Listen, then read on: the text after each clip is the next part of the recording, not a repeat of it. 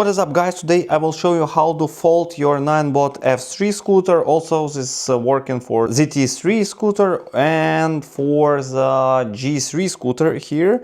And let's try it out how to fold it really fast. So here you have the special handlebar. What you need to do is to press it up. You see, put it up, then put it on the side, and as you see, the scooter is folded. And here you shouldn't forget about one thing, it's this handlebar, and then you just set it up here. And as you see, you can easily hold it and put it up and just carry it with you.